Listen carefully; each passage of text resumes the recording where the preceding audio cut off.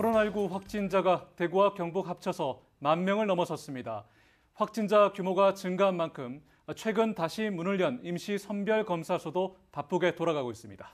다만 감염 재생산 지수가 떨어지고 있어서 재유행 규모가 크지 않을 거란 예측도 나오고 있는데요.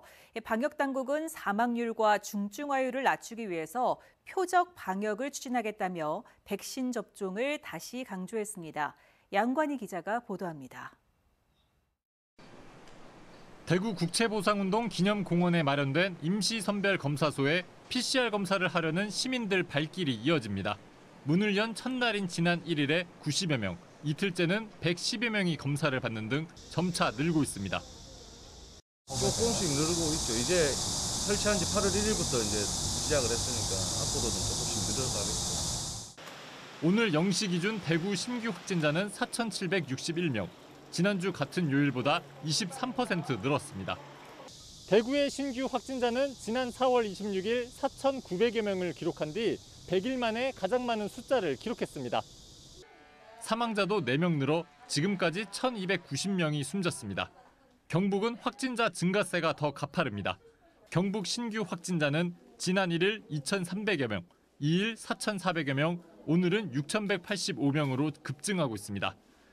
사망자도 2명 추가돼 누적 사망자는 1,468명입니다. 다만 환자 1명이 주변 사람 몇 명을 감염시키는지 나타내는 감염 재생산 지수는 계속 떨어지고 있습니다. 7월 둘째 주 1.57이었던 지수가 셋째 주 1.49, 넷째 주에는 1.27까지 낮아졌습니다. 이번 재유행 규모가 그렇게 크지 않을 수 있다는 신호일 수 있습니다. 증가 추세가 조금 감소되는 것 같기는 해요. 오늘 봤을 때는 숫자는 많이 늘었지만 감염 재생산 지수를 봤을 때는. 정부는 확진자가 많이 발생하는 곳을 집중적으로 관리하는 표적 방역을 추진하겠다고 발표했습니다.